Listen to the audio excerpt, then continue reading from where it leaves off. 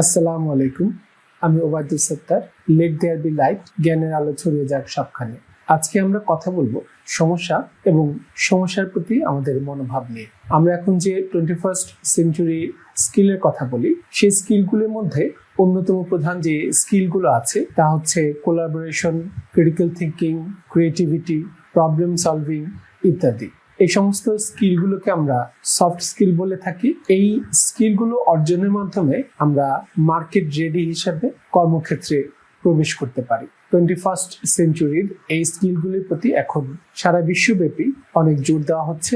এমনকি আমাদের যে কারিকুলাম আছে তাকেও রিডিজাইন করার ক্ষেত্রে এই সমস্ত স্কিলগুলোকে এখন বেশি গুরুত্ব দেওয়া হচ্ছে। আজকে আমরা যে বিষয়টা নিয়ে কথা বলবো তা হচ্ছে প্রবলেম সলভিং। প্রবলেম সলভিং স্কিলটি হচ্ছে এমন একটি স্কিল যার মাধ্যমে কর্মক্ষেত্রে এবং প্রাত্যহিক জীবনে আমাদের অবস্থানটি অনেক বেশি সুদৃঢ় করতে পারি আমরা। এবং মজার ব্যাপার হচ্ছে এই প্রবলেম সলভিং স্কিলটি একটি লার্নেবল স্কিল, যা আসলে আমরা চর্চার মাধ্যমে খুব সহজেই অর্জন করতে পারি। এখন আমরা যখন একটা প্রবলেমের কথা বলি তখন স্বাভাবিকভাবে আমাদের হৃদয়টি সংকুচিত হয়ে আসে। আমরা সেটির প্রতি একটি ঋণাত্মক দৃষ্টিভঙ্গি ধারণ করি।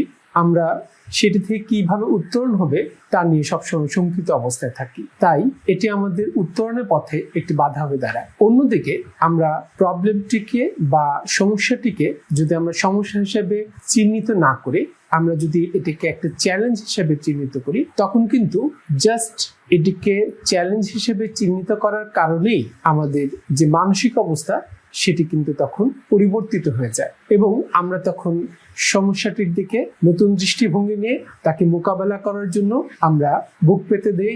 আমরা তখন সমস্যাটির প্রতি খুব সহজেই ঝাঁপিয়ে পড়তে পারি, শুধুমাত্র এটিকে যদি আমরা চ্যালেঞ্জ হিসেবে বিবেচনা করি।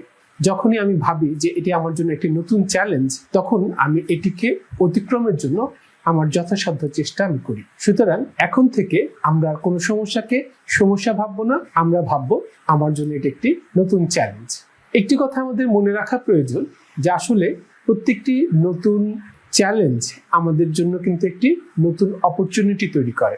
আমরা এক একটি চ্যালেঞ্জ অতিক্রমের মাধ্যমে আমরা নিজেদেরকে প্রস্তুত করি, নতুন দক্ষতা অর্জন করি এবং আমরা ক্রমাগত সম্মুখের দিকে এগিয়ে যেতে থাকি, সমৃদ্ধি অর্জনের দিকে আমরা এগিয়ে যেতে থাকি। প্রিয় দর্শক, আমরা যখনই কোনো একটি চ্যালেঞ্জ মোকাবেলা করতে যাব, তখন আমরা যদি বিশ্বাসী হই তবে আমরা দোয়া করব, প্রার্থনা করব।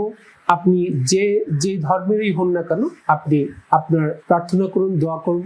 তার মাধ্যমে আপনি হৃদয়ে প্রশান্তি লাভ করবেন, সাহস পাবেন, উদ্যমী হবেন এবং তার ফলে আপনি বিচলিত হবেন না। আপনি সহজেই সিদ্ধান্ত নিতে পারবেন। আর আপনি যদি বিশ্বাসী না হন তবে আপনি মেডিটেশন করুন। মেডিটেশনের মাধ্যমে আপনার চিন্তাকে ফোকাস করুন এবং আপনি সঠিক সমাধানটি খুঁজে বের করুন। যে কোনো একটি চ্যালেঞ্জ মোকাবেলা করার ক্ষেত্রে একটি আইডিয়া আছে। এখানে আইডিয়াটি হচ্ছে একটি অ্যাক্রোনিম। আইডিয়ার আই দ্বারা আমরা বোঝাতে চাইছি আইডেন্টিফিকেশন, অর্থাৎ যে চ্যালেঞ্জটি মুখোমুখি আমি হতে যাচ্ছি সেই চ্যালেঞ্জটিকে যথাযথভাবে আগে আমাদেরকে চিহ্নিত করতে পারতে হবে। চ্যালেঞ্জটি কেন তৈরি হলো সেটিকে আমাদেরকে চিহ্নিত করতে পারতে হবে এবং এর জন্য আমরা যদি ক্রমাগত প্রশ্ন করতে থাকি, কেন, সেটির উত্তর যখন আমি পেয়ে গেলাম, কেন, এরপরে যখন সেটির উত্তর পেয়ে গেলাম, কেন, এভাবে আমি যখন ক্রমাগতভাবে সমস্যাটি প্রশ্ন করতে থাকি এবং একটা সময় পরে যখন আর কেন কোনো উত্তর আমি পাই না, সেই অবস্থাটি হচ্ছে সমস্যাটির রুট কজ বা মূল কারণ। একবার আমরা যদি সমস্যাটির মূল কারণকে চিহ্নিত করে ফেলতে পারি, তারপর কিন্তু আমাদের জন্য চ্যালেঞ্জটি মোকাবেলা করা অনেক সহজ হয়ে যায়। কারণ চ্যালেঞ্জের যে মূল কারণ আছে তার মধ্যেই সমস্যার সমাধানটি লুকায়িত থাকে। যে কারণে চ্যালেঞ্জটি উদ্ভব হলো, আমরা যদি সেই কারণটিকে সরিয়ে দিতে পারি তাহলেই আমাদের এই চ্যালেঞ্জটি মোকাবেলা করা হয়ে যায়। অর্থাৎ আমাদের যে চ্যালেঞ্জটি ছিল তার থেকে আমাদের উত্তরণ ঘটে যায়। সুতরাং to identify the problem properly is the first step two mitigate any challenge. এর পরের স্তরটি হচ্ছে ডেভেলপ, অর্থাৎ এই স্তরে এসে আমরা চ্যালেঞ্জটি থেকে উত্তরণের জন্য একটি পরিকল্পনা আমাদেরকে ডেভেলপ করতে হবে বা তৈরি করতে হবে। এই পর্যায়ে আমরা যে পরিকল্পনাটি তৈরি করতে যাব সেখানে আমাদের দেখতে হবে যে চ্যালেঞ্জটি মোকাবেলা করার ক্ষেত্রে আমাদের কি কি অল্টারনেটিভ আছে সেগুলোকে খুঁজে বের করা। প্রত্যেকটা আলাদা আলাদা অল্টারনেটিভকে যদি আমরা SWOT অ্যানালাইসিস করি তবে আমরা প্রত্যেকটি সমাধানের strength, weakness, opportunity and threat identify করতে পারি এবং এর মাধ্যমে আমাদের জন্য যেই সমাধানটি সবচেয়ে বেশি উপযোগী সেটিকে আমরা চিহ্নিত করতে পারি। সুতরাং এই পর্যায়ে যখন আমরা চ্যালেঞ্জটি মোকাবেলা করার জন্য একটি নতুন সমাধান করতে যাব তখন যেন আমরা মনে রাখি যে আমাদেরকে এটির স্ট্রেংথ, উইকনেস, অপরচুনিটি এবং থ্রেট আইডেন্টিফাই করতে হবে। এর মাধ্যমে যে বেস্ট সমাধানটি আছে তাকে আমাদেরকে চিহ্নিত করতে পারতে হবে। এরপরের কাজটি হচ্ছে এক্সিকিউট করা, যেটিকে আমরা দ্বারা প্রকাশ করেছি।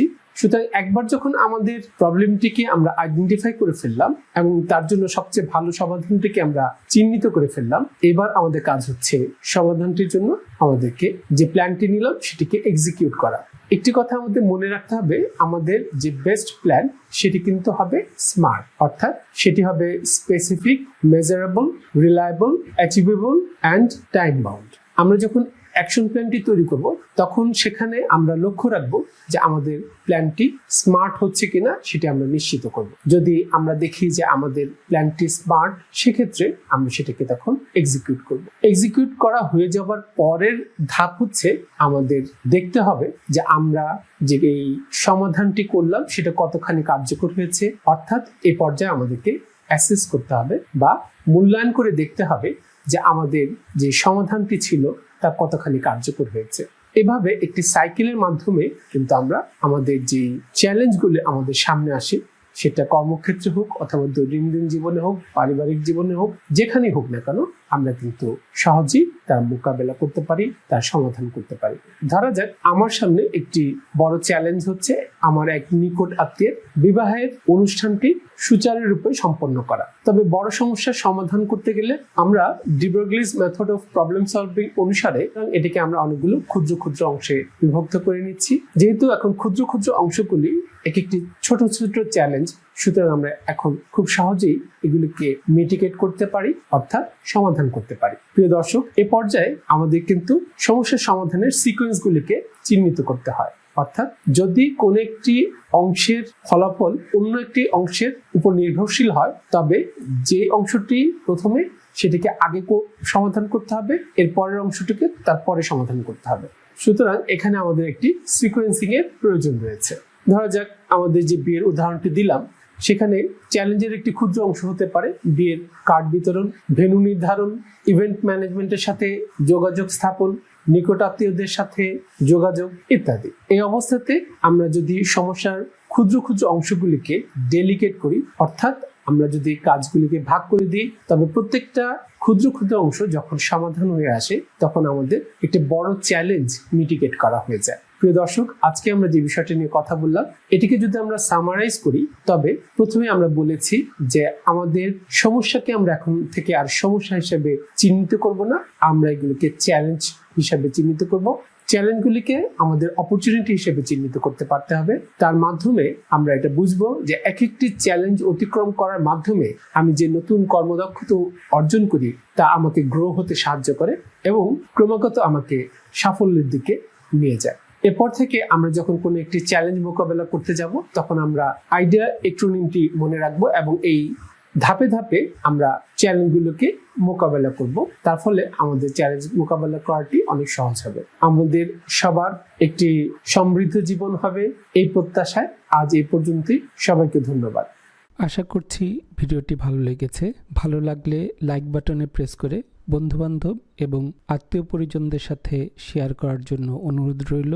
চ্যানেলটি সাবস্ক্রাইব করার জন্য সাবস্ক্রাইব বাটনে ক্লিক করে পাশে থাকা বেল বাটনে ক্লিক করে অল বাটনে ক্লিক করে নেবেন, তাহলে আমি ভিডিও দেওয়ার সাথে সাথে নোটিফিকেশন পেয়ে যাবেন।